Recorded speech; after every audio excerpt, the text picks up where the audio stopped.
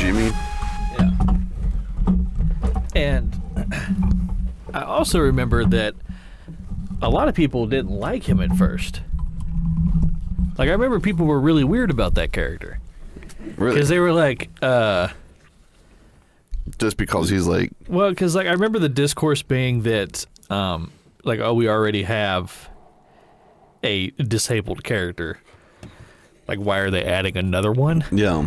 Which was funny because then Matt and Trey kind of worked that into an episode where Jimmy and Timmy had, like, this, like, little battle with one another or whatever. But he became one of my favorite characters on the show. No. Him and, like, my all-time favorite character on South Park has got to be Randy. I like Randy. Yeah. Randy in the newest seasons, like, they kind of like hit the same joke every... He's kind of been flanderized a little bit. Yeah. But, like, one of my all-time favorite, like, Randy episodes is where he takes the world's biggest shit. Him and Bono. Yeah. He's like taking his shit, and it's like he's like going up in the air and spinning around. I like Jimmy. I think my favorite character is probably Butters. Butters, yeah, Butters is a good one. I remember, like, the first episode that, like, I watched that Butters had me dying was the episode where they act like they're ninjas. Yeah. And they hit Butters in the eye with that throwing star. And then they take him to the pound, and they're like, we're going to have to put him down. Yeah, they're like, oh, we can't take him to the hospital. We'll get in trouble. It's like, just take him to the vet.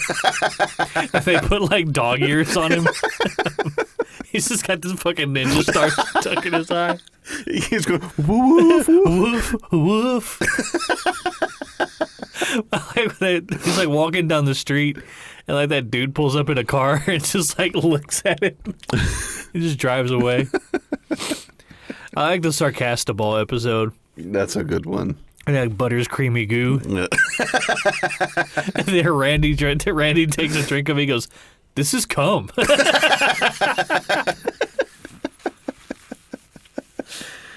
Oh boy. Oh god. What's the one episode where they send the Butters away to the gay camp? Oh man, I don't know if I've seen that one. That's a good one. Like at the end of it, like the whole time, I can't remember. They think Butters is gay or something like that. Yeah. But like, he's not. But for some reason, his parents think that he is. Mm-hmm. So they send him away to this like pray the gay away place. Yeah. And Butters is like oblivious to everything that's going on. And his like roommate like keeps hitting on him and everything. Yeah. And Butters is like, I like you too. And then at the end of it, the kid like jumps off this bridge, and Butters goes, Jesus Christ.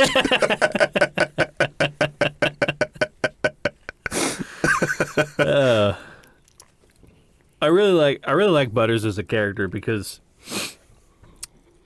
you know, every time he's on screen, it's like you know exactly what he is and like who he is. No. So like you can kind of tell how he's going to react to whatever the thing may be. Right. And so they use him a lot to kind of bounce things off of him. Like other characters will kind of, you know, bounce stuff off of him. And I like how he became like part of like that, you know, we have Kyle, Stan, Cartman, and Kenny. Yeah. Like Butters pretty much became like the fifth part of that. No. Like none of the other kids are really that way. No. But Butters is. Yeah, they just like use him. The way that they use his character, they've really like perfected it at this point. Yeah. I like the part where they're in that heavy metal band. And like they're like playing at some county fair or whatever it is, and it's like this like deathcore like heavy metal, and like you just hear Butters like doing backup vocals. He's like, I hate this farm. It's just like his Butters voice.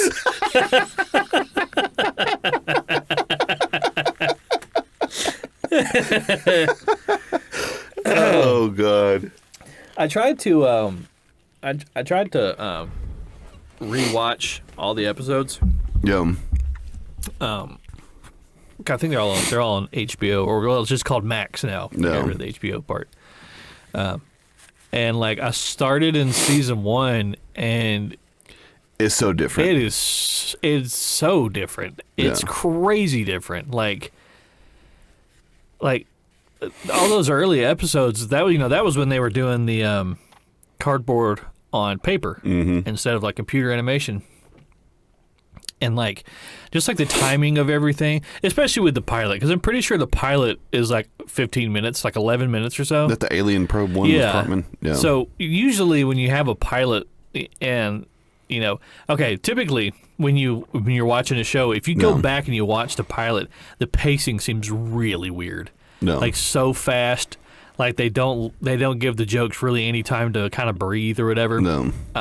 But they're trying to cram a lot into 11 minutes. Yeah.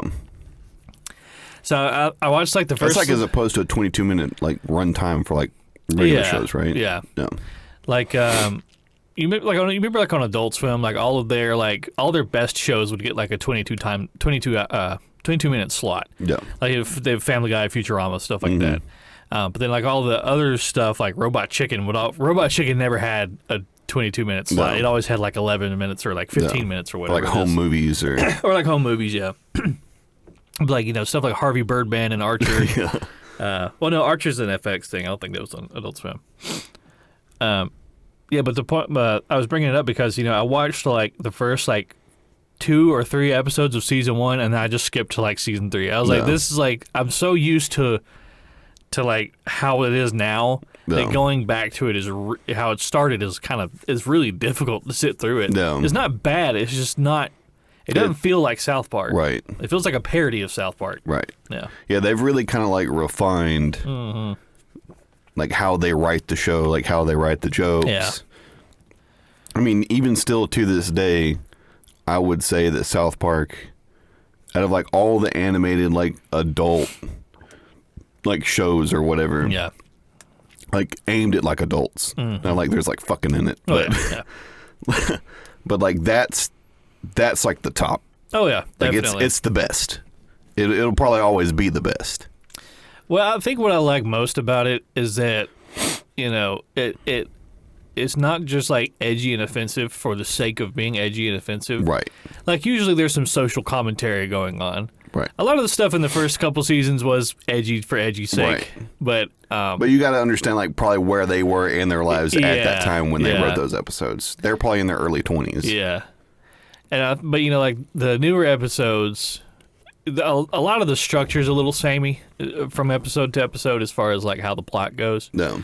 Usually there's like something that people are wondering why, like the town's all of a sudden, everybody in the town's doing this thing all of a sudden, and then they're trying to why are they doing it? Yeah, the it. And then they will usually tie that reason into something completely out of left field, like some pop culture thing that's happening. Almost every episode is like that, but even still, it's still enjoyable. Right. But like a good example of like shows really changing is if you have Disney Plus, The Simpsons. All of The Simpsons is on Disney. Go and watch the first ever episode of The Simpsons. It is first of all, it's ugly. No. It is uggo-fuggo. No.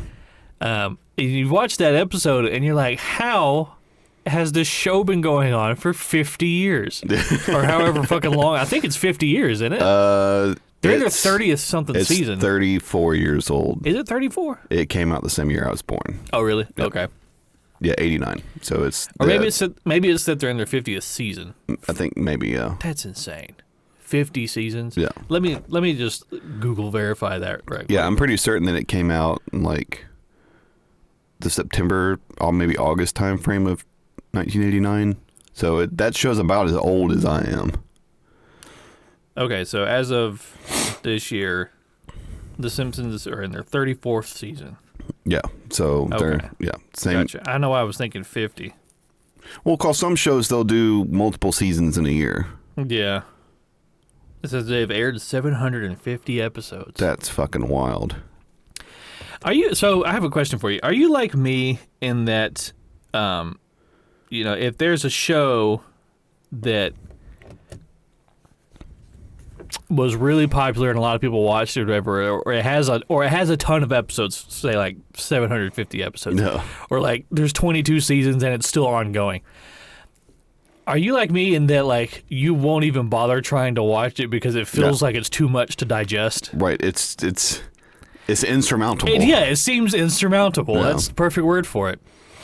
Like Grey's Anatomy, for instance. No. Like I've seen a couple episodes of Grey's Anatomy. Like Mary will watch it, and like I'll kind of half pay attention to it. And it seems like a pretty decent show. But I'm like, God, there's like, how long has this show been going on? No. Like I don't have the time to just take all this in. You know what I mean? By the time I get done, by the time I get caught up, I'm gonna have like a 5-year-old. Right. Well, I know that the only episode that I ever really remember is like one where this guy came into the hospital and was like shooting people. I remember that one. Okay, so me and you have seen the exact same episode, it sounds like. I remember that one. I was like, no, not bad. Now we're talking. I remember that episode. I remember the one where they had a guy come in and he had like tree hands. Like he had some kind of shit going on with his hands where like his... Isn't that like a legitimate thing? Yeah, it's like a fungal infection? I don't know if it's a fungal infection. I think it's like an overproduction of skin cells. Yeah, maybe, and so like his hands literally look like tree bark. Yeah.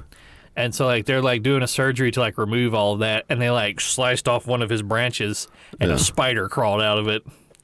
I remember that episode. And then I also remember one where a dude had a bomb inside of him. Is that right? It could be. I mean, I don't know. Because I think, if I remember this correctly, the bomb guy was the same guy who played... Was the same guy as the tree hand man. We're getting real tired of seeing you in here. Listen, mister. Quit eating bombs and take a shower.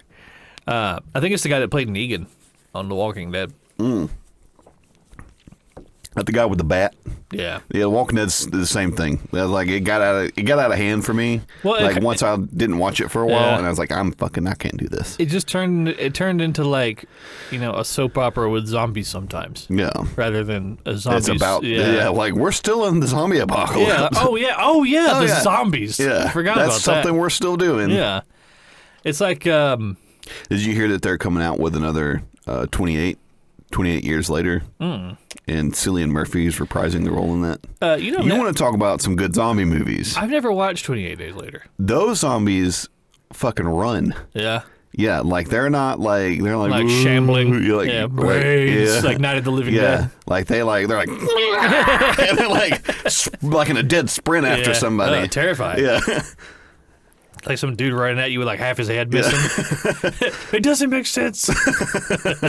Because I think it was maybe 28 Weeks Later was the one that I watched. And there's a part in that, spoiler alert, there's a part in that movie where like they're in this house and like somehow or another, like essentially the zombies find out they're in the house. They're like ripping boards off the house. Like they're super strong, super fucking fast. And then so like at the end of it, like, him and I guess I'm assuming it's his wife, are like in this back bedroom, and he's like trying to get the door open, or like he's trying to get the window open, and she's like at the door, like trying to keep him from getting in, and then like he like gets the window open and just jumps out and leaves her there. Oh shit! See ya. And then like you see like they do like a pan shot where like he's outside running away. And then, like, as he's running, they, like, pan the camera back around to, like, the window. And she's, like, screaming, and they're, like, pulling her back into the... Jesus. I was like, yay! Wow. He's, like, crying. Like, oh, I hate it for you.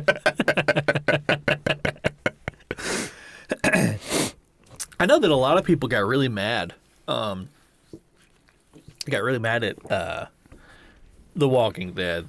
When they killed Glenn. Remember, he was the one that got his head bashed in. That was a whole big thing. I remember specifically because I was watching the show up until that point. Yeah. I didn't stop watching it because of the Glenn thing. I stopped watching it because it just got boring. Yeah. But so Rick and his crew, they got like captured. by like Negan's people. Yeah. And that was like the last episode of that season. Yeah. Is it when they were like in? I remember there was like a little town or something that they had like walled off with like Alexandria. Yeah. You know that place is over in Sonoy, Georgia. We've been over there. You can go over there. I thought they were talking about like Alexandria, like Alabama. No, Alexandria is the name of the town on the show, but where they filmed it, the location that they filmed all that is in Sonoy, Georgia. It was over there down near Noonan. Yeah. So the whole town is about The Walking Dead. Yeah. Like you go there and it's like every store is like, got that theme or whatever. Yeah. So it's pretty cool to go and look at it, but Rick's crew or whatever, they got captured, and then like the last episode of that season was it ended with Negan like trying to figure out which person he was gonna kill. No. And he's doing like eeny meeny miny mo with his little bat or whatever, and it's like a first person view, and he points at the camera. He's like, "I choose you," whatever. No. And then like they end the episode, and then like the next season, I swear, it didn't come out until like 2 years later. No. So everybody was like, "Who is it? Who's it gonna be?" Yeah. But anybody, I think up until the comic, I think up until that point, they were still following the comics pretty closely. No. Well, I say pretty closely. They allowed a lot of characters to live that were supposed to die in the comics, like Daryl. I think lived like way longer than he was supposed to. Right. Was he the one that was played by Norman Reedus? Yeah. Yeah. But anyway, so when the season came back, or the show came back, they killed Glenn, smashed his head in, and he had like an eyeball hanging out of his skull or whatever. And like a lot of people were like really put off by that. They were like, "Oh, the show seems mean-spirited now." I was like, "Have you been watching at all? Like the show has been like." Ew. It's like the show has been gory and violent. Like what a stupid comment. Yeah. Everybody was like, "Oh, they," and then of course there were people who were like, "Oh, they only killed Glenn because he's Asian." He's just like, whenever you hear some shit like that, you're like, "Dude, I just can't. Shut up. I can't listen to that right now." Like he's one of the first 15 people that's died. Yeah. Pretty certain that the other ones weren't Asian. Yeah. Like, I'd rather get my head bashed in with a bat than get eaten alive by a fucking zombie. Yeah, that's true. Yeah, given a choice between the two. Watching my guts. Trying to stuff my intestines back in. I'll take the bat.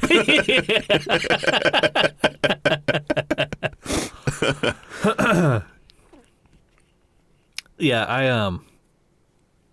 don't know. I just the whole reason I even brought up in these insurmountable, indigestible shows is because we recently started watching The Sopranos. Oh yeah. And to me, The Sopranos was always one of those types of shows where I was like, I could never really start watching that. I was like, that's too much. Yeah. But one day I was just like, fuck it. I need something to watch. The Sopranos is there. There's a lot of content there. Yeah. I'm just going to start watching it. And it's a really good show. It's like, I see why it's been, it has all the accolades that it does. It's a great show. It's very 90s. Yeah. Very, very 90s as far as like just the way everything looks. Yeah. And the way people speak and like what the kids are wearing. No. Like he has a son. He has a son in the show, and like in the second season, he changes his wardrobe a little bit. But he's wearing like these baggy jeans. Jinko jeans? They're not Jinko jeans. They're just like big jeans. Yeah. And he's got like spiked hair and like a puka shell necklace. Nice. And then he's wearing like a t-shirt with a button up over it. Nice. Like the long sleeve T-shirt with the button up over it. Yeah. Oh, that's a look. That's a total '90s look, and I was like, I remember dressing exactly like that. I thought I looked so fucking cool.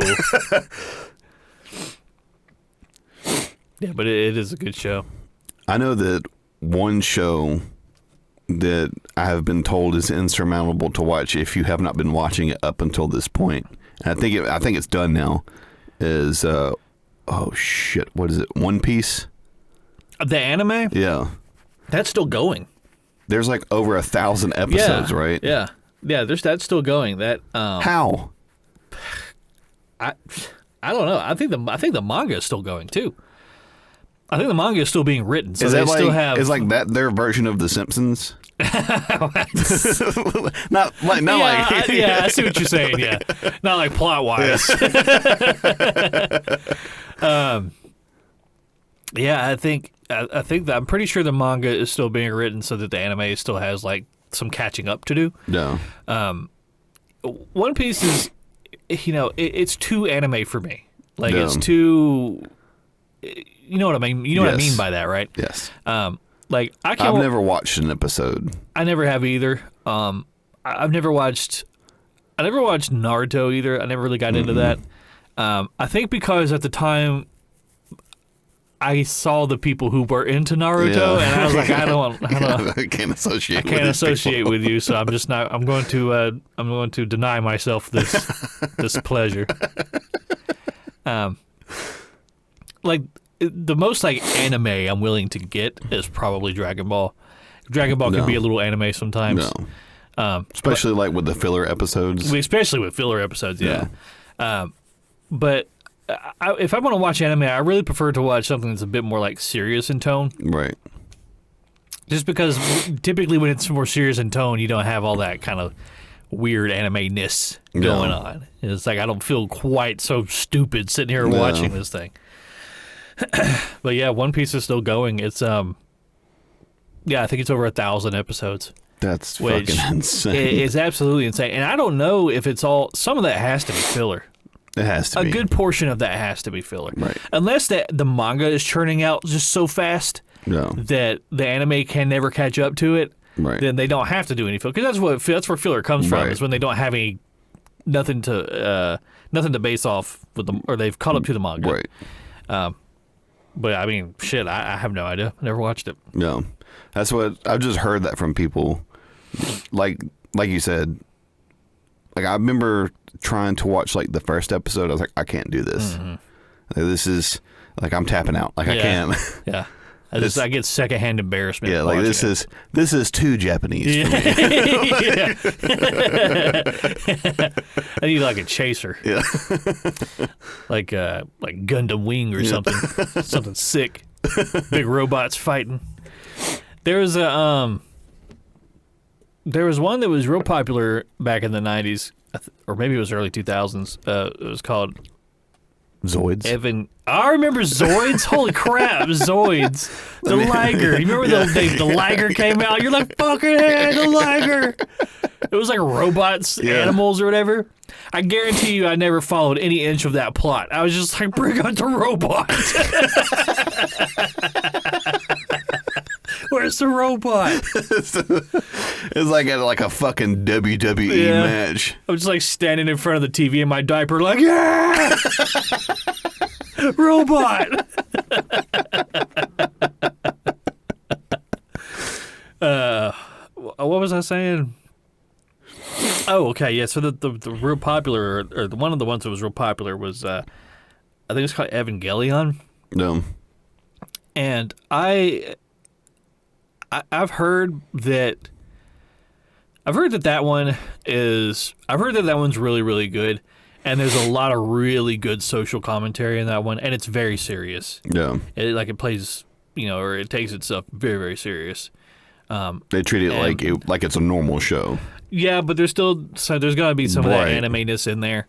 And I wanted to watch it, but the same thing I've also heard is that there's a lot of deliberation on which ending is the true ending, because apparently they did like a televised ending, and then apparently they also did a movie, like a feature-length film ending, and they vary very wildly from one another, and that kind of annoys me, because I really prefer when everything is just a solid, nice, neat, wrapped up thing. I don't like all these little like story hemorrhoids that kind of poke out. Like, well, what does that mean? And people are like, we just ignore that. I was like, no, that's not canon. I was like, everything has to have a place.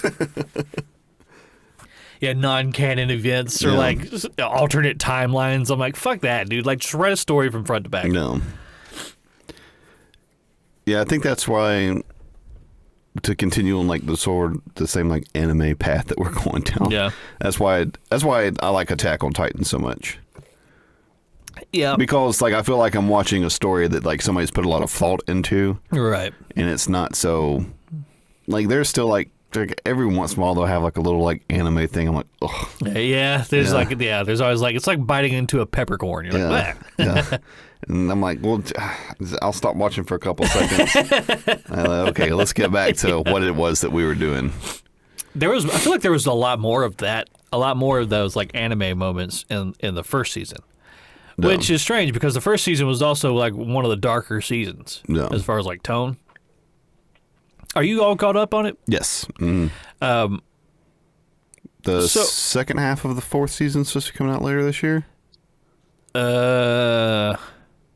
They did something real weird with the final season. So we got like the first half. No, we got like the first like 5 episodes back in like 2020. Was it? Was it last year? I thought it was earlier this 2020 year. 2020 was 3 years ago. Oh wow. And that's sad. I feel like some episodes came out this year, but it's not all of them. Right? Yeah, we got like I think we got like 2 another or 3. five episodes or so this year. I don't know what's going on with that. I don't know if they're like, because the manga's done. The manga's all finished, and all they gotta do is make the episodes now. No. I don't know if it's like, oh, you know what it was? Japan had like a real bad earthquake. Oh, okay. Like a year or so ago. Yeah. And where that earthquake happened, the studio that was producing the anime was like in that town or prefecture, whatever it was. So that really set them back a lot. Yeah. But anyway, so now that you are caught up with it, how do you feel about where the story went? And not just in plot, but in tone as well. Now, like they didn't make this shit up as they went along. Like this was written out. Right. Like they from had what this I understand, from the beginning. they're following the source material as closely as they possibly can for like theatrical release. It's like 1-to-1. Right. I don't know. I mean, I feel like they're treating it with more reverence than a lot of other shows that I've watched in the past. And as long as it follows the source material, I'm not really upset with them. That's kind of how I feel about it too. It's like the plot. I'm really trying to be careful not to spoil anything because I really want people to go watch it. It's so good.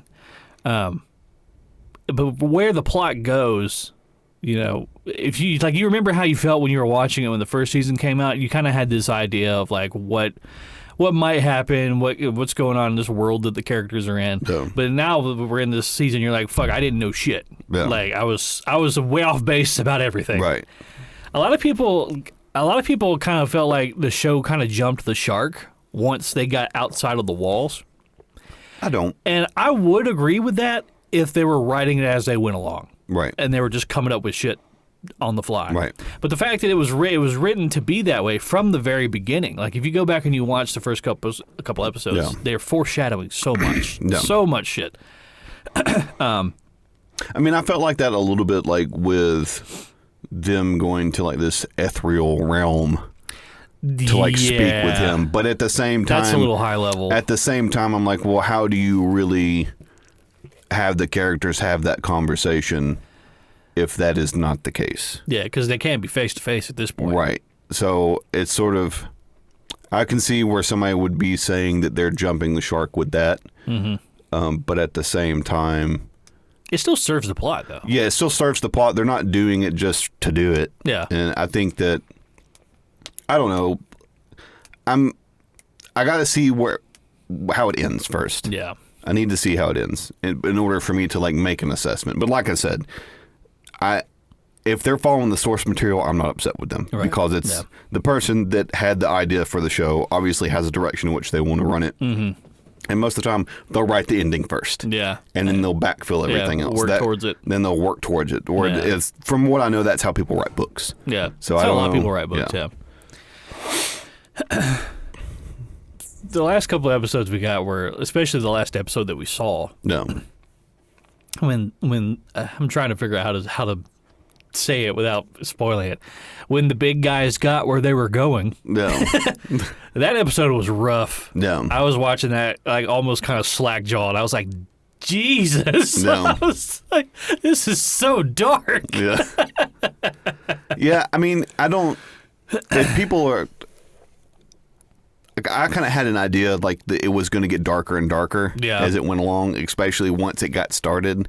Like once the main character's ambitions were realized. Yeah. And it's like, oh, it's going to happen. Like there's nothing that you can do to stop it now. Yeah. I was like, okay, I know where we're going with this. Like this, either they're going to follow, it's either the person who wrote this is going to, because I haven't read the source material. Yeah. They're like, either this is going to follow through and what this person wants is going to happen, and it's like it'll all be futile, or else it'll be like the old trope, like you have to make a decision between the people that you love and what it is that you want to do. Yeah, your convictions. Yeah, your convictions. Yeah. So we'll see how they want to, because a lot of people get really upset with like the same old tropes or whatever.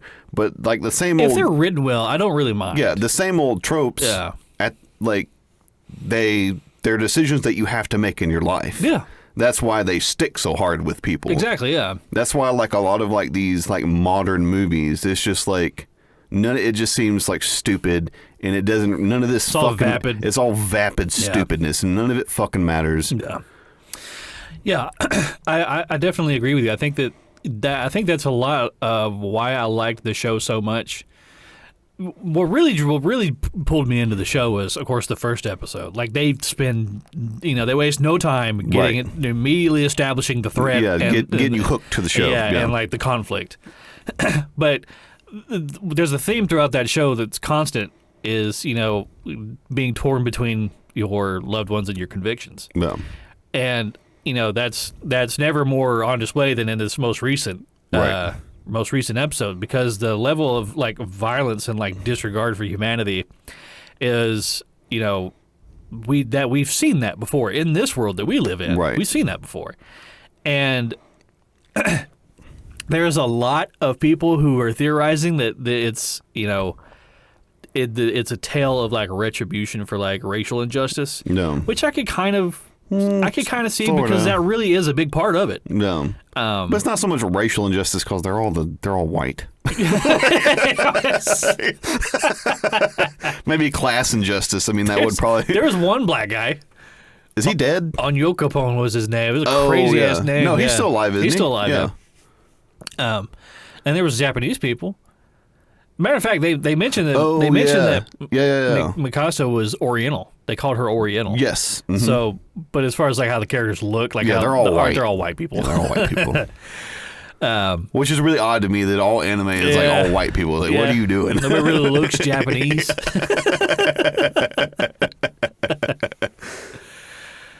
Yeah, but I really appreciate, I appreciate the show because it's very clear it had a goal in mind from the very beginning, and it's worked to get there. It's, that's how it felt when I was watching Game of Thrones, and we won't go into that too much. We've had that discussion a few times, but like, going into Game of Thrones, you're like, you kind of have an idea of where the story's going. Right. It very clearly, the tone and the theme of the show is set very early on. You understand. Well, especially very quickly. In the first season when they kill off who you think is the main character. Yeah, exactly. Right? Yeah. So you realize right away, like, oh, this show is, I better not get attached to any characters, or like, no one is safe. There's no such thing as like the chosen one. Right. And then of course, like that second half of season 7 and all of season 8 to the fucking wind. I don't want to complain about Game of Thrones too much, but God, could I? Why didn't we get Lady Stoneheart? Well, why didn't we get that? I heard that Why didn't they do anything with Euron? Euron Greyjoy was basically an evil god. He wasn't just like some swashbuckling asshole. No. He was like a fucking living nightmare, and they did nothing with the guy. He dies on a beach. Yeah. I heard that the new, was it the spinoff that they did? House of the Dragon? Yeah, I heard it's good. I haven't watched any of it, but I lost interest in it. I think the Game of Thrones just left such a bad taste in my mouth. That like, I watched like 3 episodes of House of the Dragon, and I was like, I don't care. Yeah, I kind of feel the same with like, and then we're gonna do it again. I kind of feel the same with Star Wars. Like the last 3 movies left such a bad taste in my mouth. I can't really bring myself to watch any of the Like I'm just like I just don't care. The other content. Yeah. I mean, like if you, and it's too much. Yeah, it's way too much. It's too much, and if you treated the main trilogy with that much irreverence, like I just can't. I can't with you anymore. Right. The like with the Mandalorian, like I really enjoyed the first 2 seasons of that, and then the third season, it just like I don't know, man. They just lost sight of it, I guess. Yeah. Which is really weird because like who was it? Was it Kevin Feige or Paul Feige, whatever the guy's name? No, not him. The guy that plays I can't remember his name. The guy from that was in All Happy. Yeah, what is that guy's name? Jon Favreau. Yeah, Jon Favreau. Jon Favreau. I don't know what happened. It was like Jon Favreau was killing it like in the first 2 seasons, and then like something happened in the third one. Yeah, well, it's sort of like I feel like they tried to lean in too hard with like, from what I understand, like the Baby Yoda thing. Like that seems to be like kind of sticking a lot of people's. Yeah, I don't really. I'm gonna be honest with you. I don't like Baby Yoda. I don't like that he's a puppet. Yeah, and. I think he's real stupid. I think that the reason I dislike Baby Yoda so much is because there's a lot of serious tone. Right, and there's this fucking puppet in the background. Yeah, there's this fucking puppet. Just like every time he's on screen, I'm just like, whoa. It's dumb. There was one episode where like they were training Baby Yoda to be a Mandalorian. Yeah. Like which is a cool concept. Yeah. Like one of his species being a Mandalorian is really sick. I like that idea, but like they have him like do a little duel with one of the other Mandalorian children. Yeah. And I'll show you after we finish recording it. You won't believe how fucking stupid it looks. No. They very clearly have him like on like a long stick. And they make him jump over the kid, and like do a backflip back up over the kid, and like it just looks so fucking dumb. And it just, I don't know.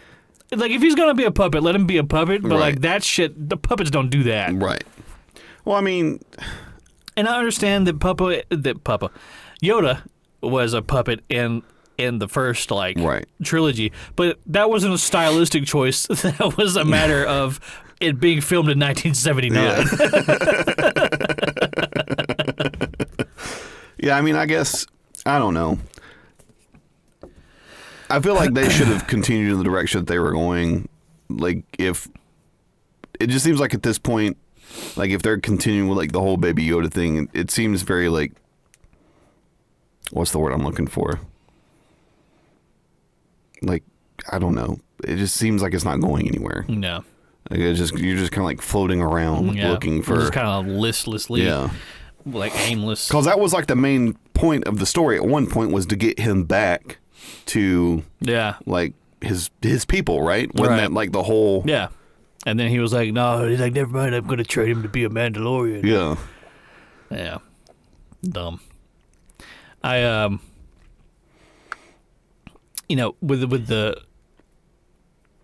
with the sequel trilogy with like, Rey and all that stuff or whatever.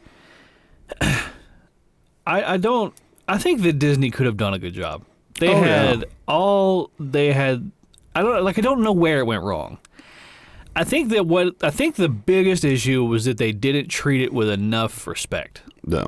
Like, which seems like a strange thing to say considering they spent $4.5 billion to acquire the IP. You would think that they would have treated it with a little bit more respect, but it's like they just didn't know what they had. Right. Well, you know what I mean? I think that I think the way that they looked at it is like, we can't sink the ship. Yeah. Yeah. Because I remember even like going back and watching like episode 7, like for the main trilogy, like the main like 3 trilogies. I remember being like, okay, like it's a little. I don't know if I like it. You're talking about The Force Awakens? Yeah, like I don't like when you first meet Rey and everything. Yeah. I was like, I don't know if I really am into this so much. I was like, but I'm gonna give it a shot. We'll see how it goes. Because I remember, like, in the opening credit or in the opening scene when Kylo Ren stops the blaster. Yeah. Like, that shot of him doing that, I was like, oh, shit. Like, this guy's for real. Like, we got, like, a real deal. A real deal Sith Lord here. Yeah. And then they just kind of fucking... Yeah. And then he just turns into, like, emo Kylo Ren. Yeah. More! More!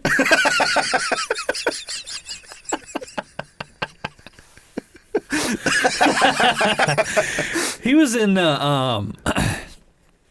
was some Netflix movie, I think. Was it Black Klansman? I don't know. He plays like Adam Driver plays a undercover cop who infiltrates like a KKK group. Yeah.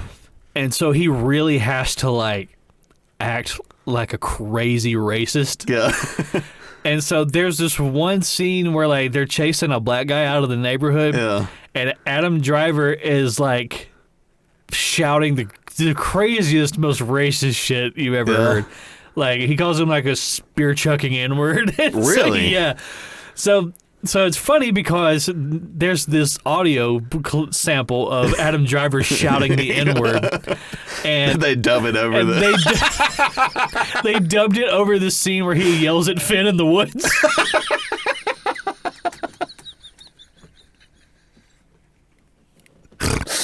Of course somebody did that. Why wouldn't they? Oh my god.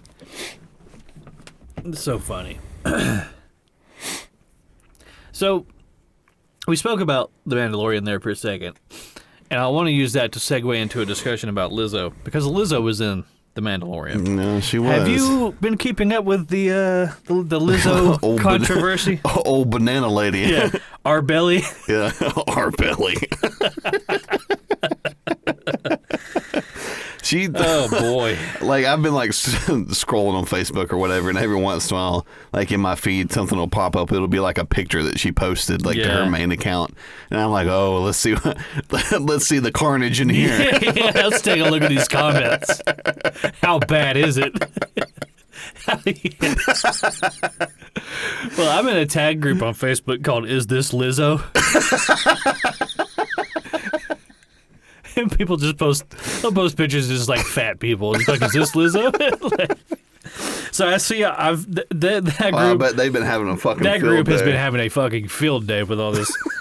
For anybody who's not in the know, it recently came out. Well, it earlier recently this week, wasn't it?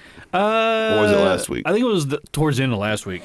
One of Lizzo's backup dancers, or a couple of them. Was it a couple of them? A couple of her backup dancers came forward with a lawsuit against her for sexual assault, and just kind of overall creating like a toxic work environment or whatever. Yeah, telling them that they were fat.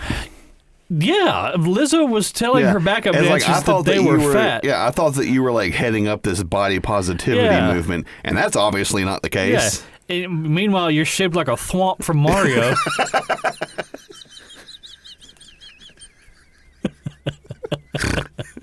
Over here looking like a fucking muffin. Yeah, it's So she she like was like threatening them that they'll lose their jobs if they didn't lose weight or whatever, and like all this. Basically, Lizzo is a giant fat bitch, and who could have guessed it? Yeah, imagine.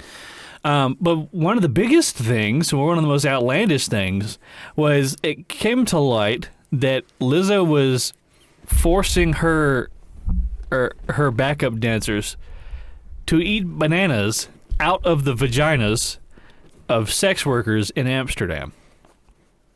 That's wild. Somebody posted. They're like, I can't believe Lizzo was eating fruit. Somebody's like, you sure it wasn't ribs? Yeah, I saw one that was like, I don't believe that Lizzo made them eat bananas. It was probably something like brown gravy. And that visual is just that's the worst thing. Yeah, there was like from what I read is that there's like 3 or 4 different dancers that have like a lawsuit against her right now, and a lot of her ex ones have come forward. Yeah, like now that they have corroborated the story. Yeah, and so I think it's a thing. Like, I think that this actually did happen. Like, apparently, like, she like forced them to like eat bananas out of people, and like catch sex toys as these people shot them out of their bodies, and like apparently too, what the fuck? One of them came forward and said that I guess, like she like made all of them come out to like this bar or whatever, and when they got there, they were like, "Oh, it's a nude bar. You have to take all your clothes off," and then she wouldn't let them leave. Really? She's like, "You have to take your clothes off," and so like they're like hanging out in this bar like naked, and of course she's there naked. Oh. Yeah. Oh God. I probably imagine like fucking Michael Phelps next to her though. Like imagine like you show up at this bar for like imagine your boss being like, "Hey, we're gonna go out after work. Yeah. It's mandatory. Everybody has to come." Yeah. And then like showing up, and then your boss is sitting there in the buff, and like they're like, "No, you have to take your clothes off too, or you're fired." I work with a bunch of pasty engineers. Please no. Yeah, so when I saw all this kind of this news break or whatever, my first thought was, her fan base is fucking ravenous. Oh yeah. I was like, and they're going to do whatever they can to defend her, and I was like, they are going to have to, and it's the same people who are always like, they're like the believe all women type of thing, but you also have Lizzo over here who you've championed as this like pariah of feminine power. No. So now you have to decide. Right. Are you going to believe the women? Right. Or are you going to continue to lie to yourself and say that Lizzo is this beautiful paragon of virtuous humanity? So, like, which choice? Which way, Western man? Yeah, you're going to have to make a decision here. And I've seen a lot of people staying in her corner in the face of all this. That's fucking wild.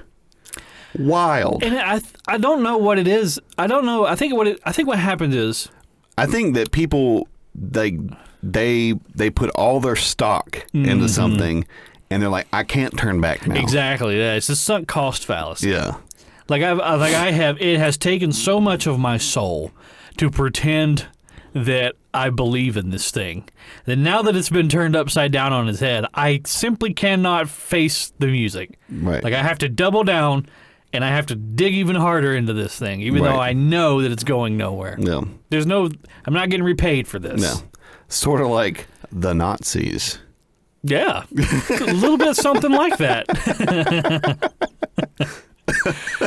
Oh my gosh! Speaking of double down, on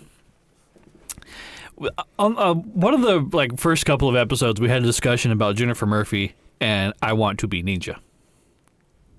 You remember that? Oh yeah. She wrote that song, and she sang it right in front of an Asian lady. Yes. She's making a movie. I remember you telling me that. Did I tell you about that? So we had that discussion about her. And then a little while later, I found out that she had actually made a music video. And I was like, fuck, like, she didn't learn anything. Yeah. I was like, she doubled down. Yeah. Well, now she's making a movie. I think it's called I Want to Be Ninja. Oh, she's really she's lean. Like quadrupled down on this thing. So so for a while there, I was giving her the benefit of the doubt that she just didn't know what she was doing. Yeah. Oh, she very definitely clearly understands. She definitely knows. So retroactively, it makes that part where she gets right in that Asian lady's face all that much worse.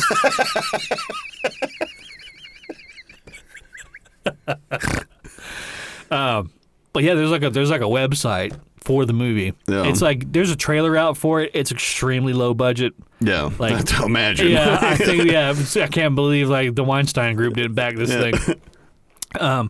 It's extremely low budget, but you can get like merch and like all this other stuff. And I'm just like, maybe really what it is more than anything is she's trying to capitalize off the meme. Right. Which a lot of them will do that. There's no such thing as bad publicity, I guess is what they say. You think, yeah. I couldn't believe it when I saw it. I was just like, it's almost impressive. Yeah. Like, what, good for you, Jennifer. Yeah. Like, you sticking to your guns. You're wrong, but you're sticking to your guns here. There was another thing that was going around social media this week. I guess there was like some kerfuffle that happened in Alabama. Oh, yeah, the Montgomery boat brawl or whatever it is they're calling it. I've caught like bits and pieces of it. I haven't watched the whole thing, but it just seems like a bunch of fatherless behavior. Well, yeah. Yeah, on both parts. Everybody was kind of, well, I take that back. It was definitely a white versus black thing. Let's call it what it is. But the white people were in the wrong here. Yeah. So what happened was these white people, they had a pontoon boat and they had it moored, up on this dock. But was it like a private dock? It was. There's like a steamboat kind of like river ferry service. Right. Where people will pay to get on this boat and go up and down the river or whatever. And that dock is where they dock those boats. Right. So they needed those people to move their pontoon so that they could get this riverboat full of like 500 fucking people docked and get everyone off. But from what I understand, they were refusing to move their boat. And so the dock worker, the guy who works for the company, came over and he's like, well, I have to get your boat out of here. So he starts unmooring the boat. He's taking the ropes off or whatever. Well, he's doing that. Well, one of the owners of the boat comes over there and gets all up in his face, and he's yelling at him and just acting like a total asshole. If I had to guess, he was some drunk redneck. Probably. Doing what drunk rednecks do. Yeah, acting like assholes. Acting like an asshole. So, they're having words with one another, and at some point, he slaps the dock worker in the face. Now, the dock worker is a black guy. Yeah, I did see that part. So he is the primary aggressor. Right. You started this thing. So it's just the black guy and the white guy there by themselves, and he slaps him in the face, and then they start kind of tussling a little bit. Well, then the black guy, like 3 or 4 more like white dudes show up and run up, and they start jumping this guy. They've got him on the ground. They're like stomping on him and shit like that, like taking it way too fucking far. Well, the other like 10,000 black people who were there.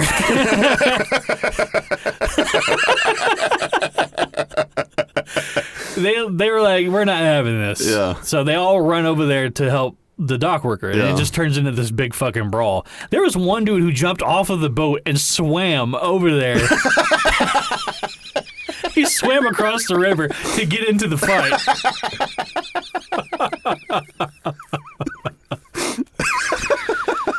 So yeah, it turned into this big brawl, and like a bunch of people got arrested. There was one dude who picked up a folding chair. I did see and that. He was just laying people out with that thing. He was just swinging it. Like he's fucking the Undertaker. Yeah. There's one part that I kind of have an issue with. He hits this old lady who was like sitting on the ground. She was like no longer a threat. I understand that like tensions and emotions are high. I was like, but I can't excuse you doing that. Right. You made a judgment call and it was the wrong one. It was the wrong call. Like, and I'm pretty sure that particular lady was spending most of the time trying to break everything up. So there's a lot of people in the wrong, and there's a couple of people in the right here. But it was just a big fucking clusterfuck. And like, it's one of the most insane things to watch unfold, because like it happens so fast, and it didn't have to happen at all. Is the thing. Like it was so avoidable. Which most of these instances are avoidable.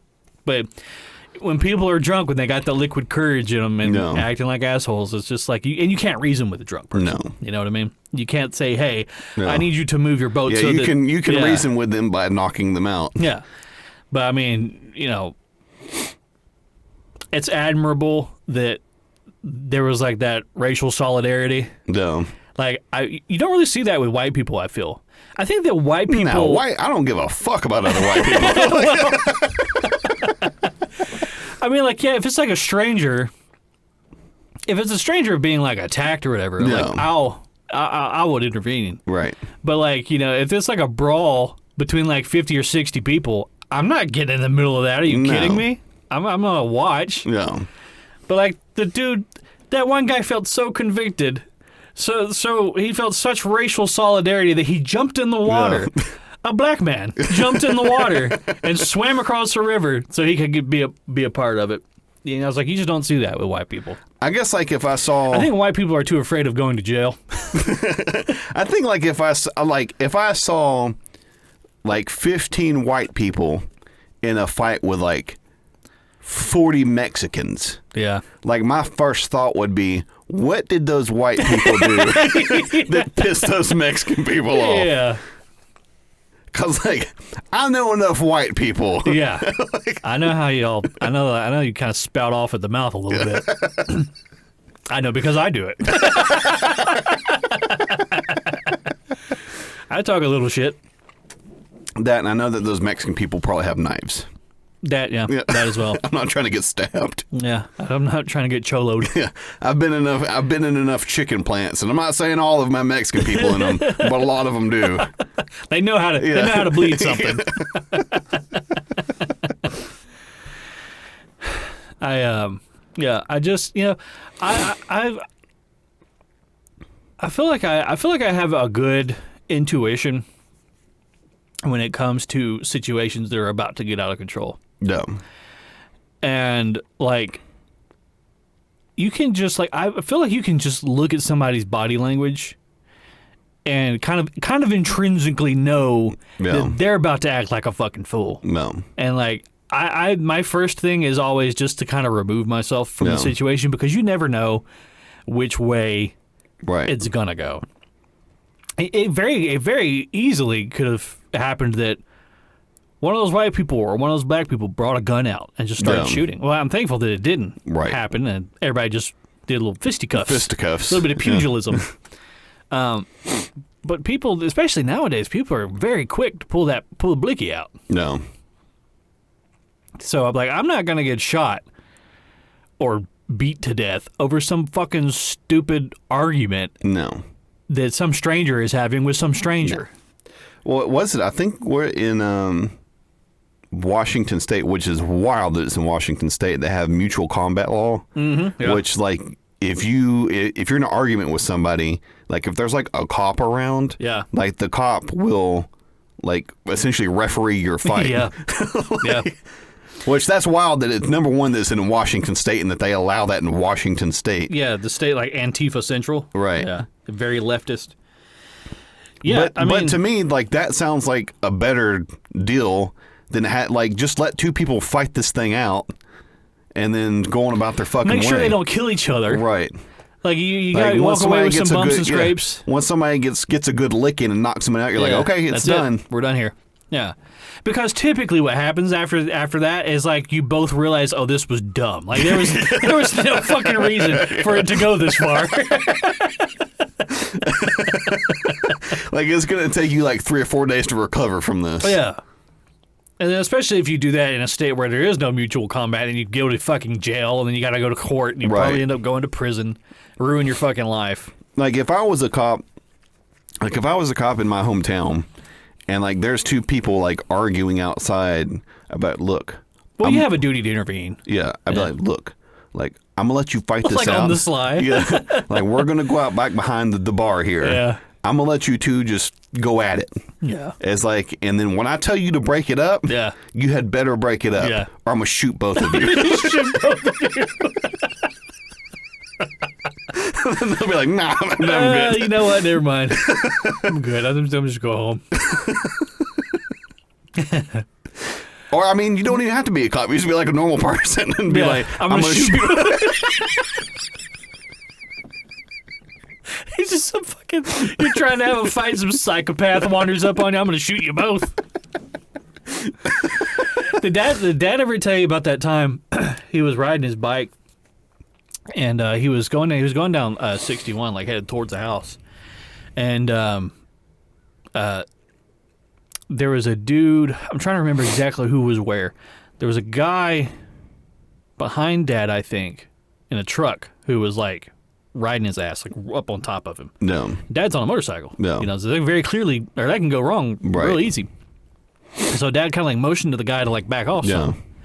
Well, then that guy got all pissed and started like run behind Dad. No.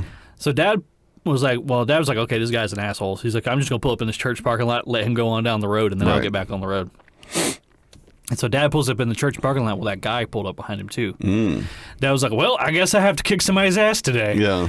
So he gets off his bike, and the guy gets out of his truck, and the guy's like, what the fuck is wrong? He's like yelling at Dad or whatever. And Dad, if I'm recounting any of this wrong, let me know, and I'll correct it. He starts yelling at Dad. Well, this other biker saw the whole thing, and he pulled up into the parking lot. And it's like this grizzled old man with like a big beard. Yeah. And he said that the old man, he pulls up and he's like, I saw the whole thing. And he goes, he says, if he tries anything stupid, he pulls out this big, like, serrated knife out of his boot. He goes, I'll cut his fucking head off. And so the guy gets back in the truck and leaves. Dad's like, it's okay. Dude, like, we don't have to saw anyone's head off. This guy's been to, like, federal prison before. He's like, I don't give a shit. Yeah. Like several times. I'll fucking go again. He's probably like skinned someone alive, like out in the Nevada desert somewhere.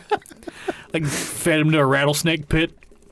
I remember our grandfather, well, Paw, he, I guess when they lived in Miami for a time, he said that, you know, they were poor, so they didn't live in the best place in Miami. Yeah.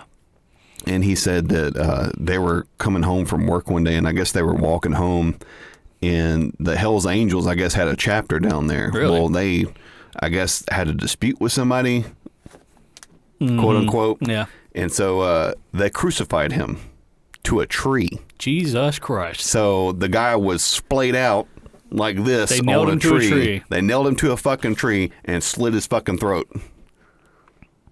What a reasonable thing to do.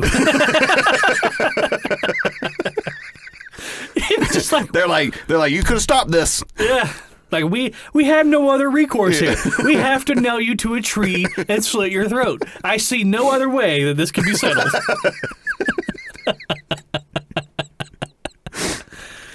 Oh, my God. Like, just fucking gang violence is insane, man. Yeah. Those people are like, any kind of gang, like, they just feel so convicted to their cause, whatever they think their cause is. Like fucking cartel members, like they do the most fucked up shit. Like I've seen some pretty insane videos on the internet. One of the most insane things I've ever seen was a cartel member cut a dude's heart out and ate it in front of him. Oh, nice. And I was like, you know, a normal person just doesn't do that. Yeah. No. So, no. You've heard about, speaking of like MS-13 and those guys, whatever. Have you seen what's been going on in Ecuador? Mm-mm. So Ecuador, I think it's Ecuador. Let me double check. Ecuador, whoever the president is, he took a really hard stance on like crime and like gang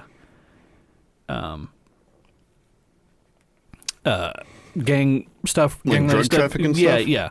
So for a while, like I watched a whole video about it a while back, and the guy was talking about how like the cartels and gang members were extorting so much money from just like the people and like businesses and things like that that once the president stepped in and started imprisoning everybody, their credit rating went from like triple C to like double B. Really? Yeah, which that's like the status that the world economy uses. Which, by the way, the United States of America went from triple A down to double A. Well, which is a really bad thing, guys. No. Anyway, so yeah, they started just jailing everyone, and they built like this giant super prison. No. And they just started rounding up anybody with tattoos and throwing them in here, and like. I saw this video where like they just have all these like MS-13, and they're very clearly MS-13 guys. Like they have it tattooed all the fuck over them. Like they just have them like with their heads shaved, and like they just have like these white gym shorts on, and they all have their hands tied behind their back. And there's just like thousands of them in this prison, and they're just like running them around the prison and like making them stand in like grids and everything. And they're like, keep your fucking head down. But There's like pull one at random, just beat the shit out of him. Yeah. I mean, they have had enough. Yeah. Like that's the thing, though. You can only push people so far. Right. Like everybody has a breaking point. But a lot of the online discourses, you know, especially from the left, is like, oh, they're treating them so inhumanely. I was like, dude, they. No, it's the discourse from the bottom left sector of the political leaning spectrum. Yeah. Because the top left sector of the political leaning spectrum. Yeah. Face the wall. They love to imprison people. It's like their favorite fucking thing. Oh, for life. Oh. Off to the gulag with you. Political dissension. Oh, hang him. Yeah, I mean, like, you know, the FBI just went and executed that dude in his house over in Utah, and the liberal left is, like, blowing loads about it, which is such an insane thing. The left, I don't know who this left is, who these liberals are. Where did you guys come from? Yeah. Because the liberal left that I used to know would have not had anything good to say about that. I think y'all are more authoritarian left than you think you are. Yeah, way more. You guys are off the fucking charts. Like you go back 10 years, 10, 20 years. Yeah, that would have been fucking like. Yeah. No. Yeah. Like it would have been it would have been a big problem. It would have been a huge problem with the liberal left. You have to call out the hypocrisy. Yeah. Because I made a post on Facebook about it. And I said, regardless of how you feel about Biden or Trump, I was like, if we are going to set the precedent of the state going and executing people for making threats on social media, then I was like, I want to see Kathy Griffin's face on a T-shirt by noon. Right. Because you remember when she was holding up the picture of Donald Trump's head cut off? Johnny Depp's, he said, when's the last time somebody assassinated a U.S. president? Madonna said, I've really been thinking about blowing up the White House. And those people are still alive. Right. So I understand that, you know, the guy was ex-military, so he has a level of competency with these things. And he had made a lot of social media posts and everything about that, but the FBI spent zero time looking into this or trying to de-escalate. If they would, you know, the dude was fucking like 70 years old. He couldn't move around hardly at all. He had to everywhere he went, he had to go with a cane. Right. And they went to his house and they killed him for a social media post. Well, and the thing that you have to understand and why people are fighting so hard to make sure that their guy gets in office is because you can take the machine and turn it on your enemy. Mm-hmm. So that means that let's say for example that you set the precedent that it's okay to murder people that are in direct conflict with your political leaning. Mm-hmm. Well, you have not set the precedent that it can only be directed in one way. Yeah. So that means, let's say, for example, that Trump gets back into office, and then Trump decides, you know what, all those people that were saying that they were going to kill me, I'm gonna take the state and I'm gonna point it at them. Yeah. As like, and we're just gonna start killing people. Yeah. It's like, well, you know what, you set the precedent that it's okay to do that. Yeah. It's mutually assured destruction is what it is. Maybe the state has too much power. Oh, gee, you think? Imagine that might be the case. You would think that people would eventually be like, you know what? I'm so afraid that the person that I do not like is going to get in office. Mm-hmm. Maybe the state has too much power. Yeah. Maybe we should rein some of that back in. Mm-hmm. Do you think that thought crosses anybody's fucking head other than people that are somewhat libertarian? No, what they like is when the state does it to people they don't like. Exactly. So they have no issue with the state having power. They have no issue with the state going and murdering people in their homes. They don't give a shit. As long as it's happening to people they don't like. Right. You should not want it to happen at all. Because that means they can do it to you. Because they can do it to you. And they will do it to you if they get the chance. They absolutely will do it to you. It's like, you know, it always cracks me up whenever I see a Gadsden flag and a thin blue line flag at the same time. It's like, who do you think's coming to take them away? Who do you think is coming to tread on you? Yeah. When the treading starts, who do you think's coming? Exactly. The blue line. Right. Yeah. They're going to kick down your door. They're going to shoot you in your fucking head. Yep. And what are you going to do? Are you going to say, thank you for your service, officer, please, right here? No. Right here, please. It's fucking ridiculous. Like, I don't get the people who get the license plate of the Gadsden flag because it's like, you paid. You paid the government for that. You paid the government to not tread on you, which they're going to do anyway. Please, no steppy.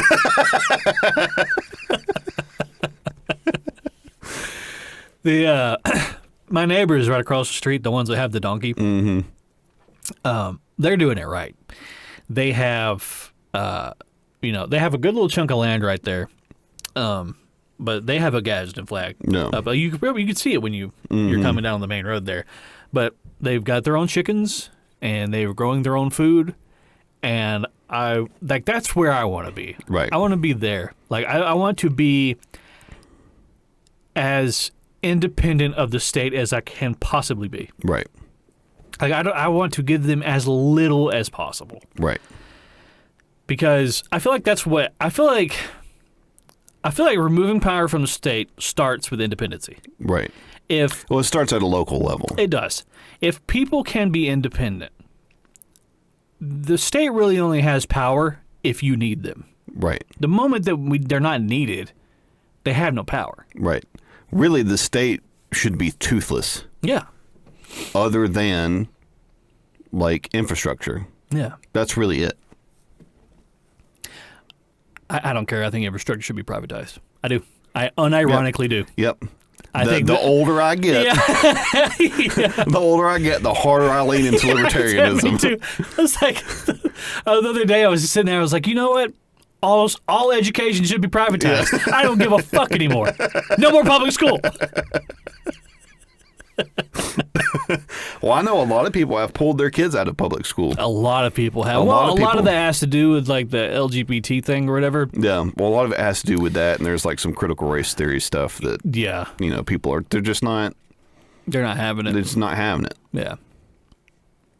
You push too far. Yeah.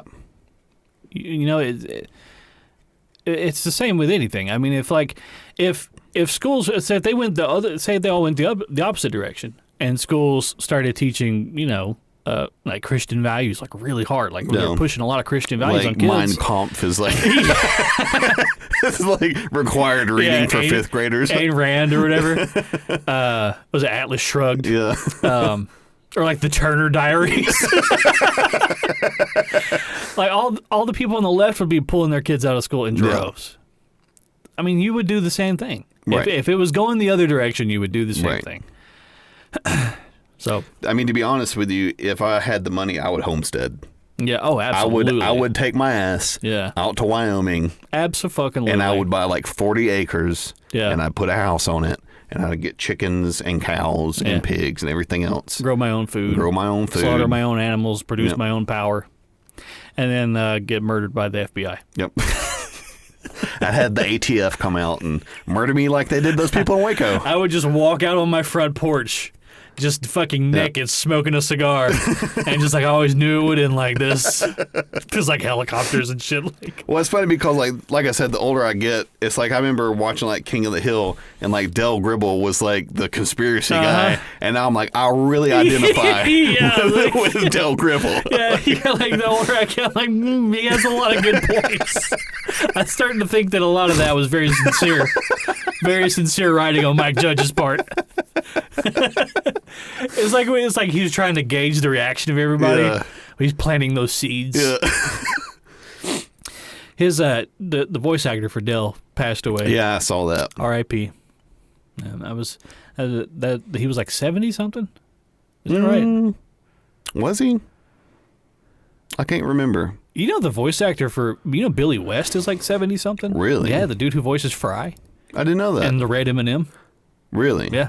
I do know. Well, I can see that now that you say that. Yeah, those two voices do kind of sound a little bit similar. Yeah. Apparently, they have a new season of Futurama that's out on Hulu. Yeah, I'm not happy about that. Really? Well, because Futurama ended on a really good note. No. It wrapped up really well. No. And now that they're bringing it back, it's kind of like, I'm going to watch it and I'll give it a shot. But I see it being very like... I think as long as they write it to where like it takes place prior to the final episode, like, we're just going to release some episodes that, we're going to say like takes place before the ending. Yeah. Like that's fine. Yeah, because there isn't really a ton of chronology in that show. Every episode seems very standalone. Yeah, very self-contained. Like there's every once in a while they'll have like this builds on a prior like some information that we had prior to. But my favorite Futurama episode ever is the one where Fry gets the devil's hands and he's playing that little like instrument or whatever it is, and he puts on the big show. Yeah. And they're doing the show, and there's the robot devil, and he's there, and he has a part in the show where the robot devil comes out on stage, and he's just like, I'm stupid, I'm stupid, I'm stupid. And the robot devil's like, you can't just have characters say how they're feeling. That makes me angry.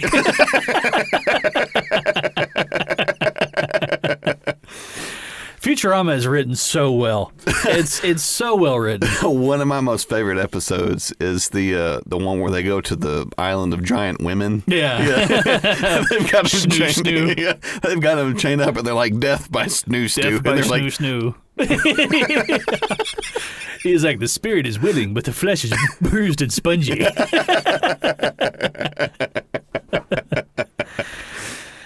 Well, before we run out of too much time, we're getting close to the end here. By the way, this is episode 77? 77? If not, I'll fix it, whatever. It is what it is. Hello. Sorry. Apologize for missing the last episode. We're going to try to get back on a good schedule here rather than every 2 weeks. No. So our Super Crins Thursday post... I had briefly talked about this episode. I remember it was episode 10 with Chris. No. We were talking about like news anchors and stuff doing fucking up on live TV. This particular one is one of my favorites. So for anybody who didn't see it, our Super Cringe Thursday pick for this week is a video of this guy's first ever day being a news anchor. He's like a junior news anchor or whatever.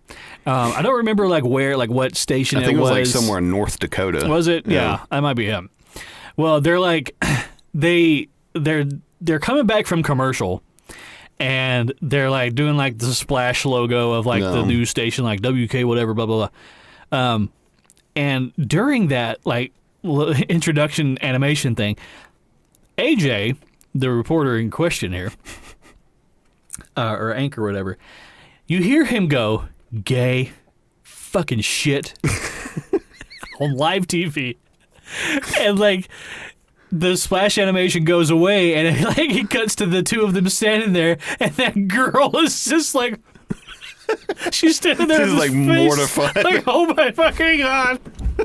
She's like, hello, I'm Van Chu, and I'm here with AJ, who's my co-correspondent or whatever. Yeah. And like he looks up at the camera like, huh? Like the moment that it dawns on him, he's like, oh no. It was day one. Day one. You haven't even started the job yet. You haven't even started the job. They haven't even seen your face yet. You've already got fired. He's like, I'm going to like this guy. Yeah. So he looks up at the camera and he goes to introduce himself, and he's like, yeah, I'm AJ, and I'm used to being from the East-West Coast. And so there's just like they're stumbling over there where they're trying to pick their momentum back up from that enormous fucking fumble. But it's just it's so cringy because like imagine yourself being in there. The realization, the moment that it hits. I'm gonna have to look for a new job. Yeah. And you got to finish out the day there. So apparently he's still hired. He's still employed. With the same. I don't know if it's with the same. I would imagine not with the same station or whatever. I believe if I was the station manager, I would be like, that was embarrassing, huh? Yeah. And he'd be like, yeah. I'd be like, you gonna do that again? Yeah. He'd be like, no. Nope. He'd be like, all right, well, I'm gonna keep you on. Yeah. I love. Be like, everyone heard that, right? Yeah, everyone. Now it's on YouTube. And so everyone in else, perpetuity. everyone else is going to hear it. Yeah, the other portion of the Earth's population. I just, have you ever done that? Like you slipped up and you said something bad or wrong in the wrong setting. Yeah. Like I have to, and that's such a hot feeling of shame. Yeah. That just washes over you. It's like when you tell a kind of a risque joke. Yeah. And it just fucking falls flat. Yeah. You're like, no. this wasn't the right crowd to pop like, that one I out. misgauged the crowd. Yeah. I could imagine what he must have been feeling, that feeling just amplified exponentially, like beyond his capacity to actually feel it. Yeah, tens of people in North Dakota just heard me. In my local community. Oh no, my mother. His parents were watching. Like, it's his first time. His dad's like, oh shit. like he's fucked. It's like, finally, the fucking gays I've been saying. I saw somebody had posted something, and they said, speaking of using like incorrect terminology in the wrong setting, this person said that they had been using the phrase raw dog. Oh no! And said that they thought it meant like ad-libbing. Yeah, like, raw dogging it. Yeah. And so this person told their boyfriend they used the word raw dog. He's like, what do you think that means? Yeah. And like ad-libbing. He's like, no, that's not what that means. No, that means unprotected sex. And she said, oh no, I'd been using that in Teams meetings for work.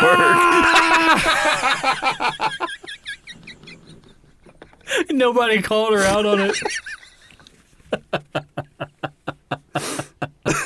Like, if somebody at my organization did that, I would have to be like, you do understand what that means, you right? know what you're saying? Yeah. Yeah.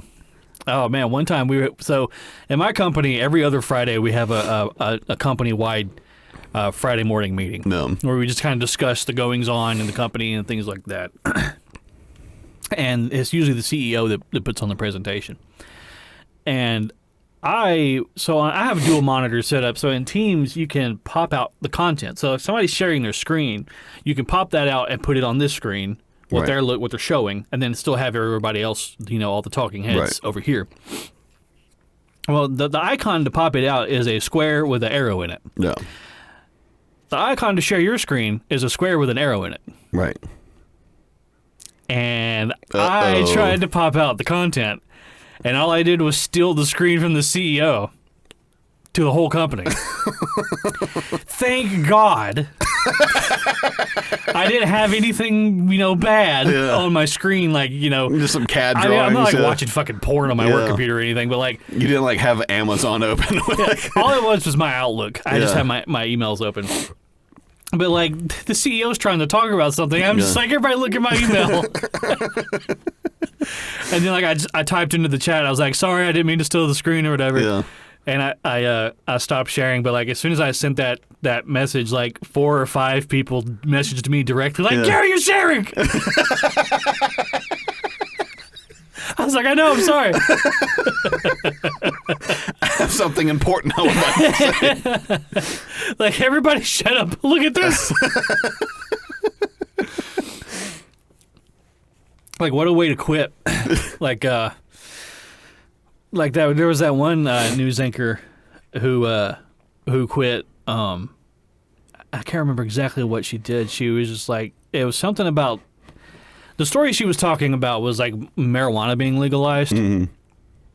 And I don't know if that directly tied into her quitting or whatever. But she said something so I'm out of here, something like this job. She said, I quit. She did on live TV and then she sauntered off stage or whatever. And the cameraman's kind of I don't know where to see, And they cut back to the guy at the table and he's like, we'll be right back. I guess. It's so funny. It's so... I tell you why I like those news anchor fails and stuff is because when they start stumbling over themselves, it's so human. Yeah. And it's just these people present themselves as so well put together and so eloquently spoken and there's there's always that, they all have the same cadence, so like, da-da-da-da-da-da-da-da-da-da, you know? No. So when they fuck up, and they're like, da-da-da, you're like, they're people, you know? Well, I think, like, there's so much, like, There should be a guy who does the news like Mimsy. That was a dog stuck in a tree. Shut up, Mimsy. Shut up, Mimsy.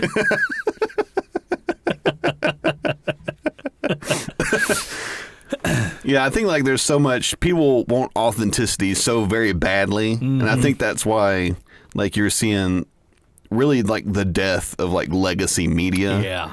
It's like they're kind of like they're having the death rattle right now, essentially. It's just this stainless steel, sterilized, inhuman thing. They can't compete with.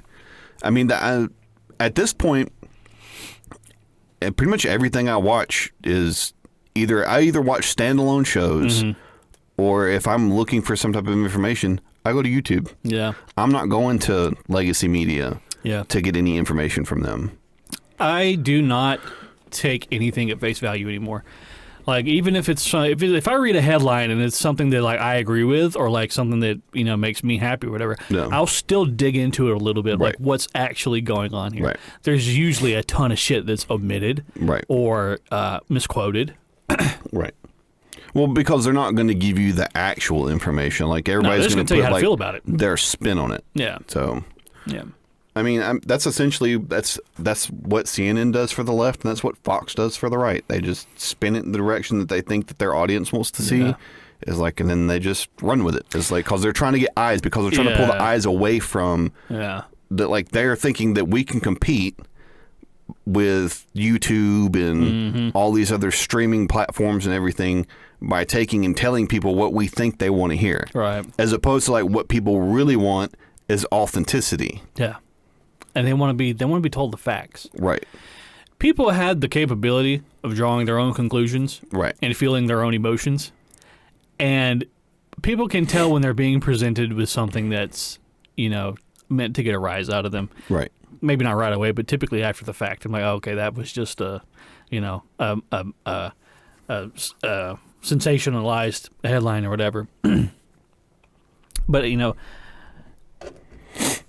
I feel that in this current age, you know, it's kind of your news and everything is going the same way as movies and music and TV and things that you entertain yourself with. Yeah. You get to pick and choose exactly what things you want to see. Right.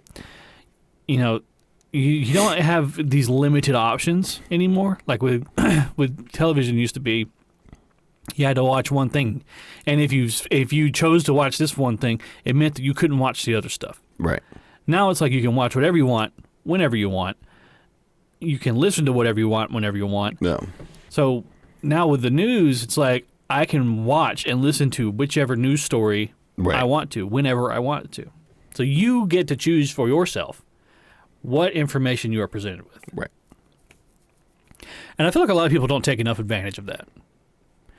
Like, you know, people still, it's a lot of the older generation just because that's kind of the way they've always done things. It's like, you know, how many older people do you know that still pay their bills with checks, mail checks? And I know quite a few people who do that. Right. So I think, you know,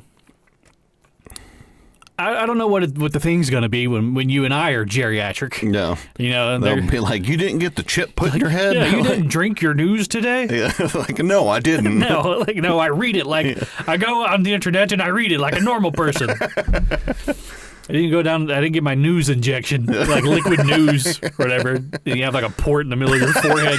You screw it in, you press a button. Like a fucking spark plug.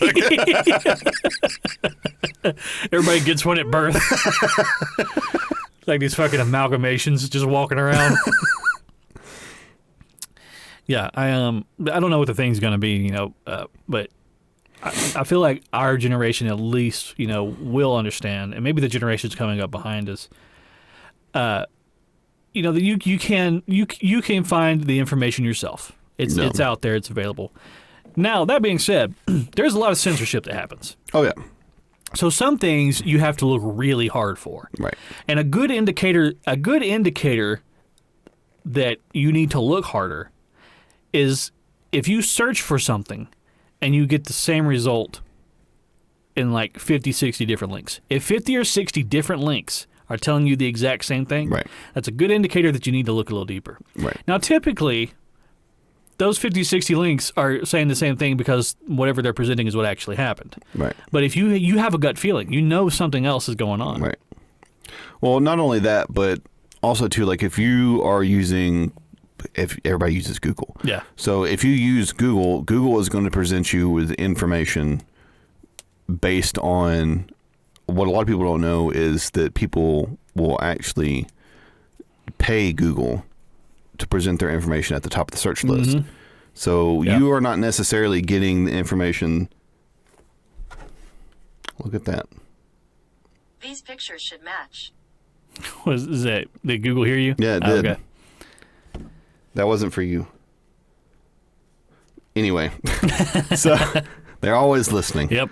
But so anyway, like if you use the G word, that means that like essentially they'll present the information at the top. So it's whoever has the most money to pay to get their information at the top of the search list. Yeah, whoever's got the most money wins. Right. Yeah. So like if you use a different search engine, like one of the better ones is Brave. Like it's not the greatest search engine as of this moment. Yeah. But they're more or less doing a relevancy match as opposed to like, hey, here's what we've been paid to show you. We've been paid to show you. Yeah. Right. It was like DuckDuckGo is another one. Yeah. I think they got purchased by Google. I think they did. Yeah. Which sucks because they were the one that was everybody was like, "Oh, use DuckDuckGo. Right. They're not, invading your privacy." Right. At least not now. One quick little thing before we get out of here. Talking about Google and what they present to you. I noticed the other day that I Googled Grubhub Yeah. because I wanted something delivered. And the first result that came up was an ad for DoorDash. And I was like, well, that seems kind of fucked up.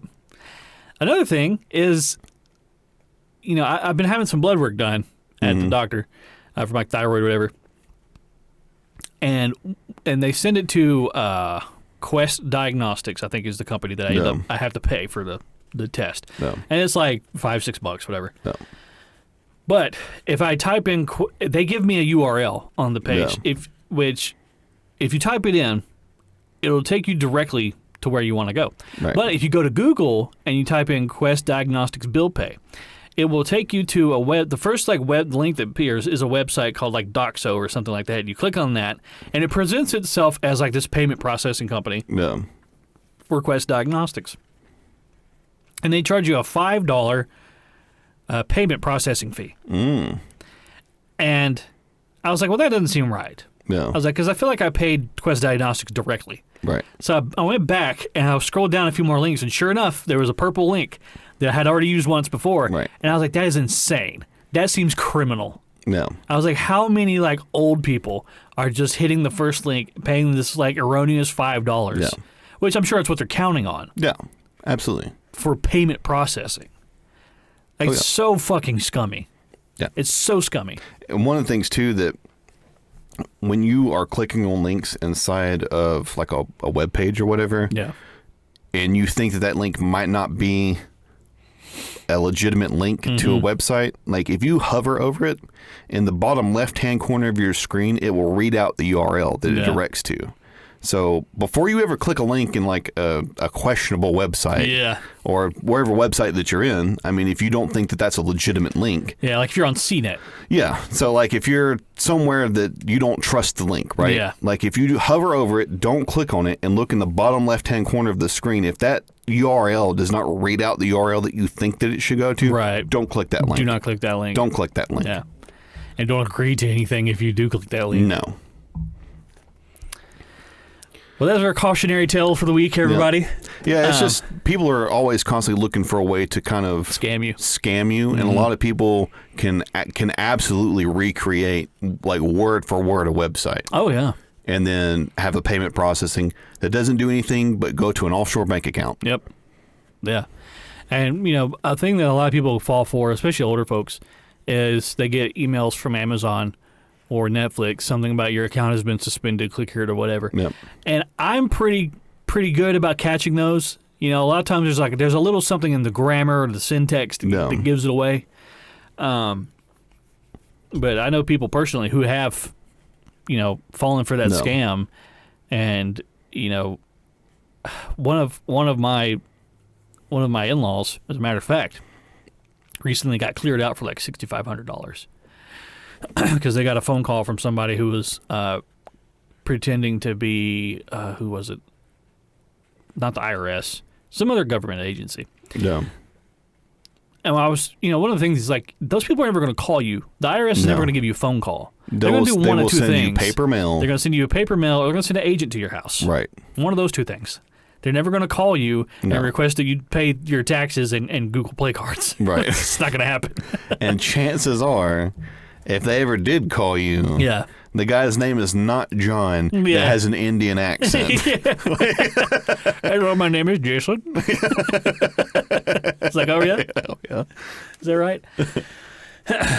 Well, I think that's about all we got time for today, everybody. Actually, I have to say, I do have one quick little I'm sorry that I need to I need to talk about. So a couple episodes ago, I had mentioned that Mary told me that there were a lot of Democrat candidates and very few GOP candidates. No. It's the opposite. So there's a lot of GOP candidates and not a lot of Democrat candidates. That's all it was. Yeah. So I'm sorry. Here's the soundbite. We're sorry. Mary was like, you got to make sure you correct that. She was like, I didn't tell you that. Yeah, from what I understand, like there's, looking at it now, like there's like a lot of GOP candidates. Yeah. Like a lot. Mm-hmm. And you know who's going to fuck it up for everybody? Donald Trump. No. Because he's not going to, he won't, what's it called? I really wish that he wasn't running, because that would mean that Vivek would be the leading candidate right now. I really like Vivek. But there's something there that I don't know. He seems like an agent to me.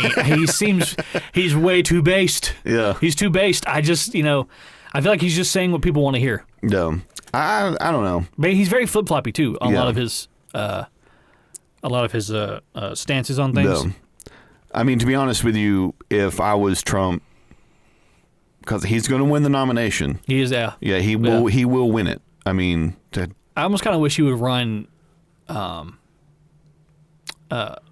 he would just take all those votes regardless. Right. So if he wasn't running under the GOP, if he was doing independent, he would still get those votes. Those are votes that wouldn't go to a Republican candidate. Right. So I guess it doesn't really matter. But the thing is like as long as Trump is running, there's no going to be another Republican option. There just isn't. There's far too many people that like Trump. If I was him, I would pick Vivek as my VP. Yeah. I wouldn't look at any of the. I certainly wouldn't be picking Nikki Haley. I think that Trump just has a hard time working with people. Do you remember like everybody in his cabinet when he first went into the presidency? Like he had fucking Mad Dog McGraw, whatever his name was like the Department of Defense guy. Yeah. And he was like, I just don't fucking like Trump. He quit. And like, how many times did you ever see Mike Pence and Donald Trump doing anything together? No, never. I mean, but like if you're talking about somebody who. Like, if he's looking to win the nomination, or if he's looking to win the presidency, his best bet is not to take Ron DeSantis. No. He needs to pick Vivek to be his VP. Ron DeSantis is just a fucking authoritarian. An unbelievable authoritarian. Yeah. It's insane to me. Authoritarian right. It's insane to me that so many conservatives like him. He is... Well, that's because he's owning the libs. Well, yeah. That's like there's a little bit more to it than this guy. It's like, Well, I mean, it's the same thing. I don't know what the Democrats are going to do, because if Biden refuses to leave, he's not going to win again. There's no way. There's absolutely no. Like, have you seen him lately? Yeah, it's bad. It's bad. Yeah. Like, this is an old, decrepit. He needs to be spending time with family. Yeah. Like, he needs comfort care. Yeah. This guy is going to be going soon. Yeah. All right. Yeah. He's 1 foot in the grave, y'all. Yeah. Like, I was watching Theo Vaughn. He's like he's on the Lord's doorstep. He said if God had a Ring camera, he'd see Joe Biden hanging out. I fucking love Theo Vaughn, dude.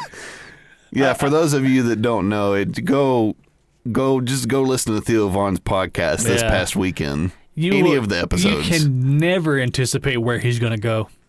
You just can't. But well, that's about all the time that we have today, everybody. So thank you so much for joining us and listening. Again, I apologize for missing last week's upload. We're going to try and get on a more consistent schedule here. If things going on. Yeah. If you guys are new to the podcast, thank you for joining us. Make sure you give us a follow on Facebook. That's where we're the most active. You can also follow us on Twitter. There's nothing happening over there because we lost the ability to log into that account. Yeah. But we'll get that figured out. You mean X? Yeah, X. It was funny the other day, Mary. I was on my phone and like Mary saw like the app icon for X. She's like, "What is that?" I was like, "It's just Twitter." I swear to God. But yeah, so thanks again, everybody. If you have anything you'd like us to talk about or anything we were wrong about, make sure you reach out to us. You can contact us at thiccboypodcast@gmail.com, or you can message us on Facebook. And I think that's all I've got. Do you have anything you'd like to close with? Nope, just the same old, same old. Thank you so much for the continued support. Don't forget to leave a like or a rating or a review or whatever it is that your preferred platform does. Mm-hmm. It really does help with the algorithm to help more people find us. So thank you for the continued support, and we hope that you're still enjoying the podcast. Absolutely.